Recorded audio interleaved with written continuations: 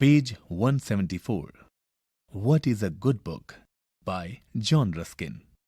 Look for these expressions and guess their meaning from the context. Canaille, Fane, Peerage, National Noblesse of Words. The good book of the hour, then, I do not speak of the bad ones, is simply the useful or pleasant talk of some person whom you cannot otherwise converse with, printed for you. Very useful often, telling you what you need to know, very pleasant often, as a sensible friend's present talk would be. These bright accounts of travels, good-humoured and witty discussions of question, lively or pathetic storytelling in the form of novel, firm fact-telling by the real agents concerned in the events of passing history, all these books of the hour, multiplying among us as education becomes more general, are a peculiar characteristics and possession of the present age. We ought to be entirely thankful for them, and entirely ashamed of ourselves if we make no good use of them. But we make the worst possible use if we allow them to usurp the place of true books. For, strictly speaking, they are not books at all, but merely letters or newspapers in good print. Our friend's letter may be delightful or necessary today, whether worth keeping or not is to be considered. The newspaper may be entirely proper at breakfast time, but assuredly it is not reading for all day. So though bound up in a volume, the long letter which gives you so pleasant an account of the inns and roads and weather last year at such a place, or which tells you that amusing story or gives you the real circumstances of such and such events, however valuable for occasional reference, may not be in the real sense of the word a book at all. Page 175. Nor in the real sense to be read, a book is essentially not a talked thing, but a written thing, and written not with the view of more communication, but of permanence. The book of talk is printed only because its author cannot speak to thousands of people at once. If he could, he would. The volume is mere multiplication of his voice.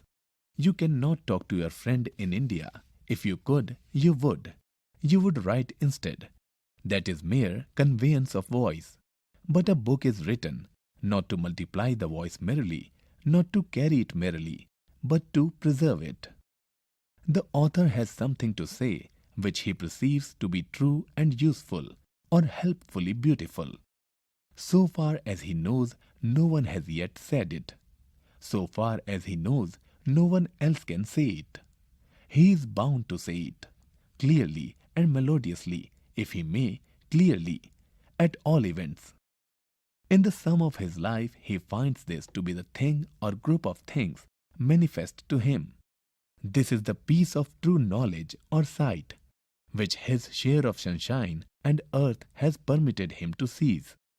He would fain set it down forever, engrave it on a rock, if he could, saying, "This is the best of me, for the rest I ate and drank and slept, loved and hated, like another. My life was as the vapor, and is not. But this I saw and knew. This, if anything, of mine is worth your memory, that his writing, it is, in his small human way, and with whatever degree of true inspiration is in him, his inscription or scripture, that is a book. Perhaps you think no books were ever so written. But again, I ask you, do you at all believe in honesty or, at all, in kindness? Or do you think there is never any honesty or benevolence in wise people? None of us, I hope, are so unhappy as to think that. Well, whatever bit of a wise man's work is honestly and benevolently done, that bit is his book or his piece of art. It is mixed always with evil fragments, ill done, redundant, affected work. But if you read rightly, you will easily discover the true bits, and those are the books. Now books of this kind have been written in all ages by their greatest men, by great leaders, great statesmen, and great thinkers. These are all at your choice. and life is short. You have heard as much before. Yet have you measured and mapped out this short life and its possibilities? Page 176. Do you know, if you read this, that you cannot read that? That what you lost today, you cannot gain tomorrow. Will you go and gossip with your housemaid or your stable boy when you may talk with queens and kings, or flatter yourselves that it is with any worthy consciousness of your own claims to respect that you jostle with the common crowd for entry here, an audience there, when all the while this eternal court is open to you, with its society wide as the world, multitudinous as its days, the chosen and the mighty of every place and time. Into that you may enter always, in that you may take fellowship and rank according to your wish. From that, once entered into it, you can never be outcast but by your own fault. By your aristocracy of companionship there, your own inherent aristocracy will be assuredly tested, and the motives with which you strive to take high place in the society of the living measured as to all the truth and sincerity that are in them, by the place you desire to take in this company of the dead. The place you desire and the place you fit yourself for, I must also say, because, observe, this court of the past differs from all living aristocracy in this. It is open to labor and to merit, but to nothing else. No wealth will bribe, no name will overawe, no artifice will deceive the guardian of those Elysian gates. In the deep sense, no vile or vulgar person ever enters there. At the portieres of that silent Faubourg Saint-Germain, there is but brief question. Do you deserve to enter? Pass. Do you ask to be the companion of nobles? Do you long for the conversation of the wise? Learn to understand it, and you shall hear it. But on other terms, no. If you will not rise to us, we cannot stoop to you. The living Lord may assume courtesy, the living philosopher explain his thought to you with considerable pain. But here we neither feign nor interpret. You must rise to the level of our thoughts if you would be gladdened by them, and share our feelings if you would recognize our presence. This, then, is what you have to do, and I admit that it is much. You must, in a word, love these people if you are to be among them. Page 177. No ambition is of any use. They scorn your ambition. You must love them and show your love by a true desire to be thought by them, and to enter their thoughts. To enter into theirs, observe, not to find your own expressed by them. If the person who wrote the book is not wiser than you need not read it. If he be, he will think differently from you in many respects. Very ready we are to say of a book, how good this is. That's exactly what I think. But the right feeling is, how strange that is. I never thought of that before, and yet I see it is true. Or if I do not now, I hope I shall, some day. But whether thus submissively or not, at least be sure that you go to the author to get at his meaning, not to find yours. Judge it afterwards if you think yourself qualified to do so, but ascertain it first. And be sure also, if the author is worth anything, that you will get at his meaning all at once, nay, that at his whole meaning you will not for a long time arrive in any wise. Not that he does not say what he means, and in strong words too, but he cannot say it all. And what is more strange, will not, but in a hidden way and in parables, in order that he may be sure you want it. I cannot quite see the reason of this, nor analyze that cruel reticence in the breasts of wise men, which makes them always hide their deeper thoughts. They do not give it to you by way of help, but of reward, and will make themselves sure that you deserve it before they allow you to reach it. But it is the same with the physical type of wisdom, gold. There seems to you and me no reason why the electric forces of the earth should not carry whatever there is of gold within it at once to the mountain tops. so that kings and people might know that all the gold they could get was there, and without any trouble of digging or anxiety or chance or waste of time, cut it away and coin as much as they needed. But nature does not manage it so. She puts it in little fissures in the earth. Nobody knows where. You may dig long and find none. You must dig painfully to find any. And it is just the same with men's best wisdom.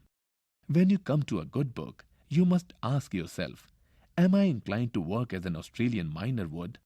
Page 178. Are my pickaxes and shovels in good order, and am I in good trim myself, my sleeves well up to the elbow, and my breath good, and my temper? And keeping the figure a little longer, even at the cost of tiresomeness. The metal you are in search of being the author's mind or meaning. His words are as the rock which you have to crush and smelt in order to get at it. And your pickaxes are your own care, wit and learning. Your smelting furnace is your own thoughtful soul. Do not hope to get at any good author's meaning without these tools and that fire. Often you will need sharpest, finest chiseling and patientest fusing before you can gather one grain of metal. And therefore, first of all, I tell you, earnestly and authoritatively, I know I am right in this. You must get into the habit of looking intensely at words and assuring yourself of their meaning, syllable by syllable, nay, letter by letter. For though it is only by reason of the opposition of letters in the function of signs to sounds in the function of signs that the study of books is called literature, and that a man versed in it is called, by the consent of nations, a man of letters instead of a man of books, or of words, you may yet connect with that accidental nomenclature this real principle, that you might read all the books in the British Museum, if you could live long enough, and remain an utterly illiterate, uneducated person, but that if you read 10 pages of a good book, letter by letter, that is to say, with real accuracy, you are forever more in some measure with an educated person. The entire difference between education and non-education, as regards the merely intellectual part of it, consists in this accuracy. A well-educated gentleman may not know many languages, may not be able to speak any but his own, may have read very few books, but whatever language he knows precisely. Whatever word he pronounces rightly. Above all, he is learned in the peerage of words, knows the words of true descent and ancient blood at a glance, from words of modern canaille, remembers all their ancestry, their intermarriages, distantest relationships, and the extent to which they were admitted, and offices they held, among the national noblesse of words at any time and in any country. Page 179. But an uneducated person may know by memory any number of languages and talk them all, and yet truly not know a word of any, not a word even of his own. An ordinarily clever and sensible seaman will be able to make his way ashore at most ports, yet he has only to speak a sentence of any language to be known for an illiterate person.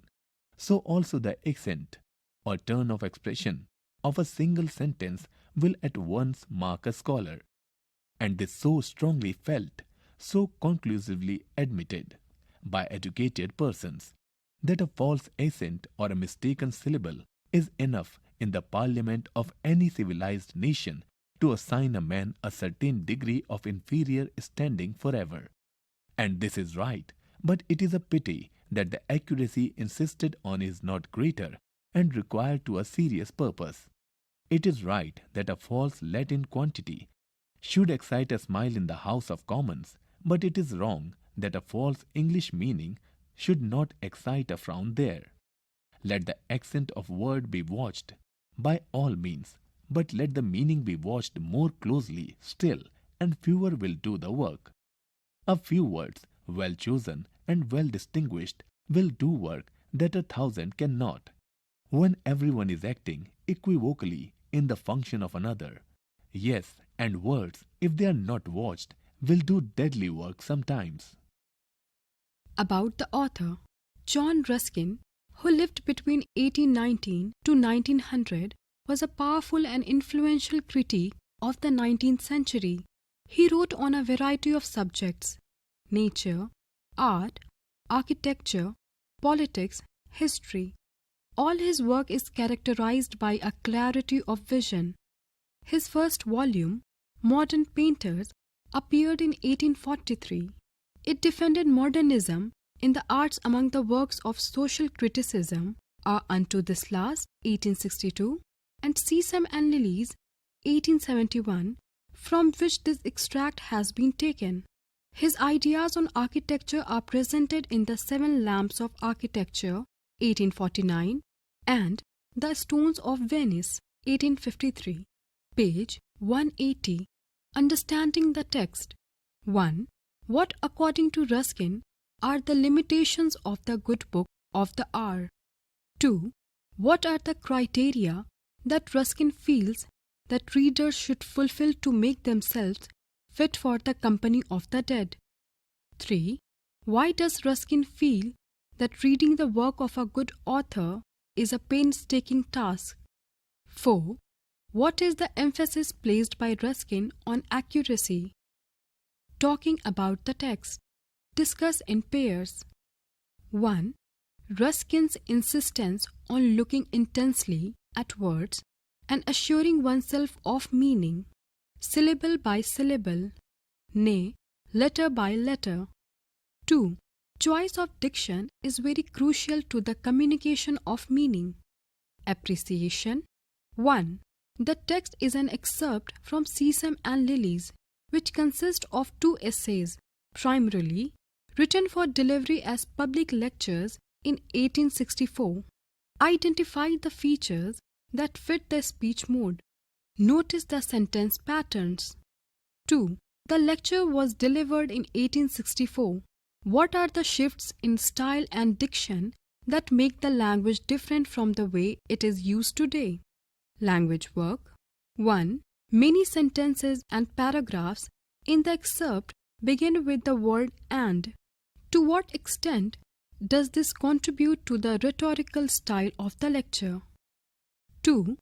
Study each of the following sentences and notice the balance between its parts. Pick out other sentences in the text that reflect this kind of balance. A. It is right that a false Latin quantity should excite a smile in the House of Commons, but it is wrong that a false English meaning should not excite a frown there. B. Let the accent of words be watched, by all means, but let the meaning be watched more closely still, and fewer will do the work. Page 181. Suggested reading. 1. Sesame and Lilies by John Ruskin. 2. Seven Lamps of Architecture by John Ruskin.